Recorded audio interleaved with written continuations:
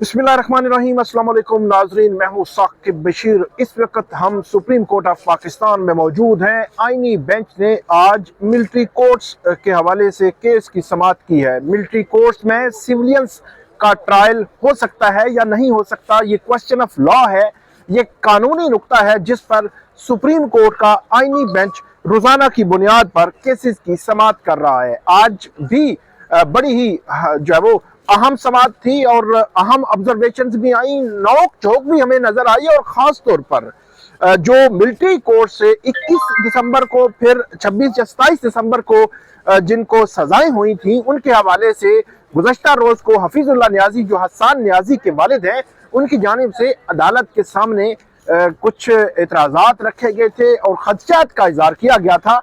अदालत ने advocate general Punjab से रिपोर्ट मंगवाई थी और वो रिपोर्ट भी सामने आ चुकी है। काफ़ी अहम इंकशाफात उसमें सामने आए हैं। उस रिपोर्ट के हवाले से क्या हुआ और कौन कौन से जज जो है जेलों में जा चुके हैं, जो बेंच में शामिल हैं, और क्या होता रहा, क्या ऑब्जर्वेशन आई हैं, केस किस तरफ बढ़ रहा है। सुप्रीम कोर्ट में आईनी बेंच रोजाना की बुनियाद पर इस केस की समाअत कर रहा है। इस केस में आगे चलकर क्या होता नजर आ रहा है आपके सामने रखेंगे और क्या सवालात हैं जो अहम है और उनके जवाबात आना बाकी हैं। शुरू करते हैं कि आज की समाअत में हुआ क्या है। मुकम्मल अहवाल में आपके सामने रख देता हूं। जस्टिस अमीनुद्दीन खान की सरबराही में 7 रुकनी बेंच आईनी बेंच इस केस की समाअत कर रहा है। इस मिलिट्री कोर्ट्स का फैसला आ चुका, उसके खिलाफ अपील ये बेंच जो है वो सुन रहा है। वजारत दिफा के वकील ख्वाजा हारिस इस पर अपने दलाइल जो है वो जारी रखे हुए हैं। ख्वाजा हारिस ने कहा कि अदालती फैसले की बुनियाद आर्टिकल 8(5) और आर्टिकल 8 का सब सेक्शन 3 है। दोनों झैली आर्टिकल यकसर मुख्तलिफ है, इन्हें यकजा नहीं किया जा सकता। ख्वाजा हारिस ने यह कहा। जस्टिस जमाल खान मंदोखेर ने कहा कि आपका यह नुक्ता कल समझ आ चुका है, अब आप आगे चलें और बकिया दलाइल मुकम्मल करें। ख्वाजा हारिस ने सिविलियंस का मिलिट्री ट्रायल कलअदम करार देने का फैसला जो जस्टिस इजाजुल एहसन की सरबराही में बेंच ने किया था वो पढ़ा और ख्वाजा हारिस ने कहा कि एफबी अली केस में तय पा चुका है कि सिविलियन का भी फौजी अदालत में ट्रायल हो सकता है।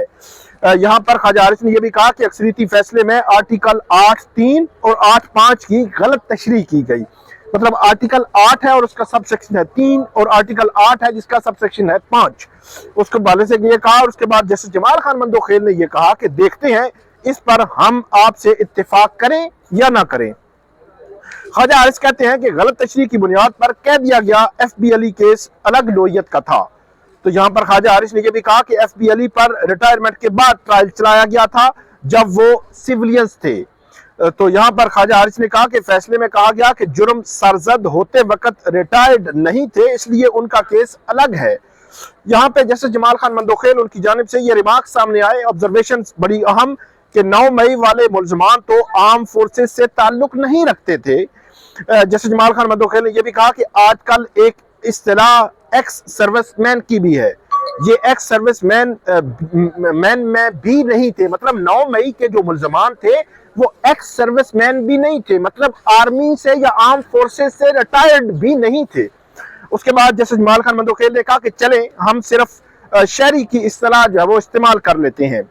ख्वाजा हारिस ने फिर जो फैसला था उसको पढ़ा और उसके हवाले से मुख्तलिफ जो नुकात थे वो अदालत के सामने रखे, जिसके बाद जो अदालत की जानिब से ये कहा गया कि इस अहम मामले में जो एक पॉइंट उठाया गया जस्टिस मुसरत हिलाली की जानिब से कि सवाल ये है कि सिविलियन का फौजी अदालतों में ट्रायल किस हद तक हो सकता है। जस्टिस जमाल खान मंदोखेर ने यह सवाल उठाया और ये बिल्कुल बुनियादी सवाल है, एक बुनियादी नुक्ता है कि किस हद तक ट्रायल हो सकता है, आपने ये क्लियर करना है। जस्टिस मुसरत हिलाली ने कहा कि सिविलियन का मिलिट्री कोर्ट्स में ट्रायल एपीएस जैसे मुजरमान के खिलाफ ट्रायल के जो है वो की तरह क्या हो सकता है, जिस तरह एपीएस जो आर्मी पब्लिक स्कूल का वाकया हुआ था और वहां पे दहशत गर्दों ने वो वाकया किया था और उसके बाद मिलिट्री कोर्ट्स को इजाजत दी गई थी कि आप ट्रायल करें, तो क्या उनकी तरह का ये ट्रायल हो सकता है। ये गैर मामूली ऑब्जर्वेशन दी जस्टिस मुसरत हिलाली ने और यह भी कहा कि क्या तमाम सिविलियंस के साथ वही बर्ताव किया जा सकता है जैसे एपीएस सानिया में किया गया। اور یہاں پر جسٹس مسرت العلی نے کہا پاکستان کا آئین معطل تو نہیں ہے، آئین جو ہے وہ موجود ہے، اور یہ بھی کہا کہ بنیادی وزارت دفاع کے وکیل خواجہ حارث نے کہا کہ بنیادی حقوق رکھتے ہیں، اس بارے عدالتی فیصلے موجود ہیں۔ اور جسٹس محمد علی مظہر نے کہا کہ ہمیں بتائیں ملٹری کورٹ سے متعلق بین الاقوامی پریکٹس کیا ہے۔ اچھا، یہ سوال جو ہے جسٹس مسرت العلی نے بھی، جسٹس محمد علی مظہر نے بھی 2-3 دفعہ خواجہ حارث سے پوچھا کہ آپ یہ بتائیں کہ بین الاقوامی پریکٹس کیا ہے، کیا وہاں پہ سیولینز کے ٹرائل ملٹری کورٹس میں ہوئے ہیں، ہوتے رہے ہیں؟ تو خواجہ حارث نے کہا کہ میں آگے چل کر بتاؤں گا۔ ایک تو یہ بھی بڑا معاملہ ہے کہ کل سے لے کر آج تک بہت سارے سوالات ایسے آئے، وہ کہتے ہیں کہ میں سیکوینس کے ساتھ آگے چلتا جاؤں گا اپنے آرگومنٹس میں، جو سوالات ہیں ان سوالات کے جوابات بعد میں دوں گا۔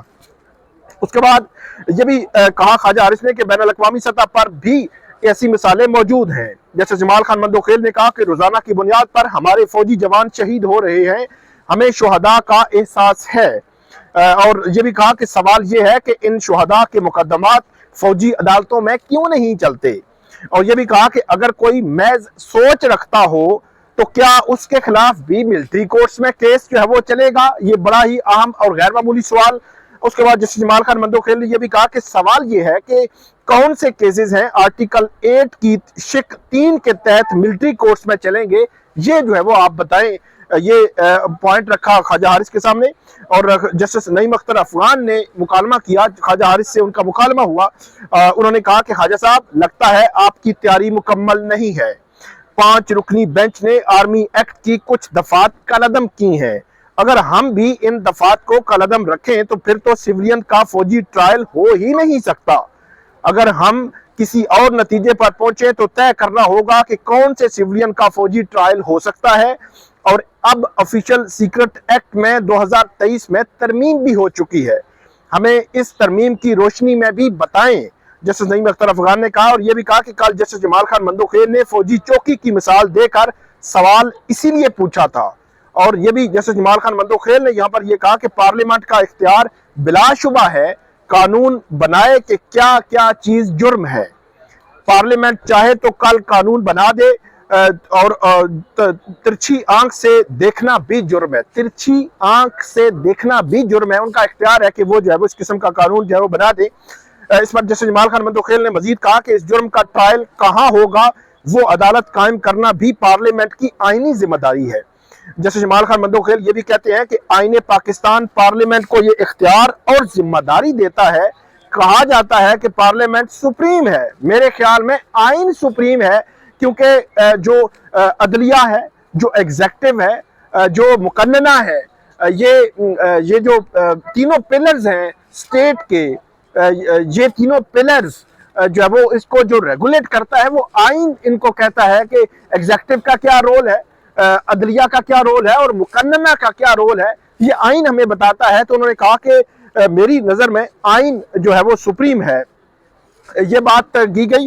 اور اس کے علاوہ یہ بھی کہا گیا کہ اس معاملے میں سب سے بڑا جو پوائنٹ تھا وہ یہ بھی تھا کہ جو رپورٹ ایڈوکیٹ جنرل پنجاب کی جانب سے رپورٹ عدالت کے سامنے رکھی گئی کہ رپورٹ جو ہے وہ کیا ہوگی، یہاں پہ جسٹس جمال خان مندوخیل ان کی جانب سے یہ کہا گیا کہ جو جسٹس محمد علی مظہر نے سوال اٹھایا تھا کہ جو ملٹری کورٹس ہیں ان کو کیا ملٹری کورٹ کہہ سکتے ہیں، عدالت کہہ سکتے ہیں، تو یہاں پہ جسٹس جمال خان مندوخیل نے کہا کہ وہاں کا پریزائڈنگ افسر کون ہوگا، تو سلمان اکرم راجہ وہاں پہ موجود تھے، تو انہوں نے کہا کہ سرونگ مطلب وہاں پہ جو افسر ہے فوجی افسر، وہ جو ہے وہ اس کا پریزائڈنگ افسر ہوگا۔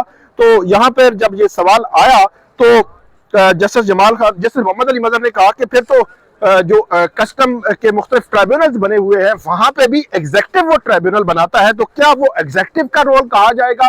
تو یہ ایک سوال سامنے آیا عدالت کے کہ کیا جو ملٹری کورٹس ہے اس کو کورٹ کہا جا سکتا ہے یا نہیں کہا جا سکتا، کیونکہ اس کو اگر کورٹ نہیں کہہ سکتے تو پھر کیا ہوگا۔ لیکن جسٹس نعیم اختر افغان نے کہا کہ جو فیصلہ ہے پہلے جسٹس اجاز الاحسن کی سربراہی میں بینچ نے فیصلہ دیا تھا، اس فیصلے میں وہ اس کو ملٹری کورٹس کو کورٹ مان چکے ہیں، اور یہ بھی کہہ چکے ہیں کہ اس کو آپ کر سکتے ہیں جو جس طرح پہلے جو کیا گیا تھا، लेकिन उसमें आइन में तरमीम करके मिलिट्री कोर्ट्स को एक मखसूस टाइम दिया गया था जिसमें वो उन्होंने एक्ट किया।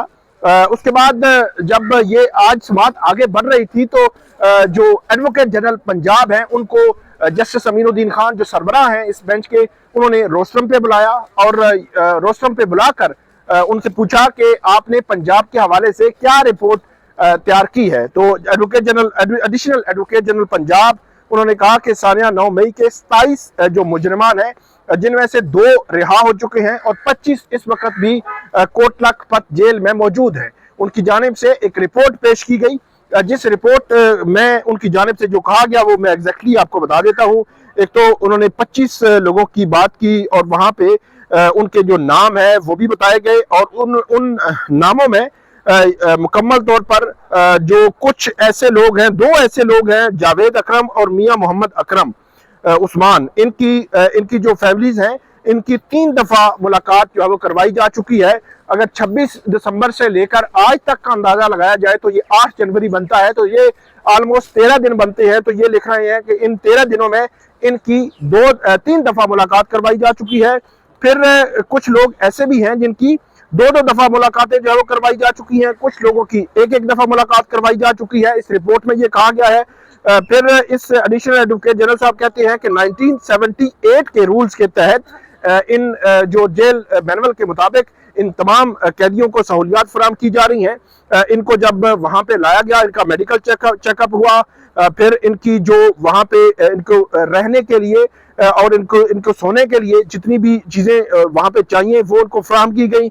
बुनियादी हेल्थ के लिए जो चीज़ें हैं, टूथब्रश है, टूथपेस्ट है, ये भी उनको जो है वो फराहम किया गया। और फैसिलिटीज़ जो उनकी फैमिली के साथ मुलाकात की फैसिलिटीज़ है वो भी उनको शेड्यूल के मुताबिक जुम्मे के दिन जो है वो फराहम की जा रही है और उन पर अमल किया जा रहा है। और ये भी कहा कि जो डल्टी स्टोर कॉरपोरेशन में वहाँ पे जो सामान है वो भी ले सकते हैं वो।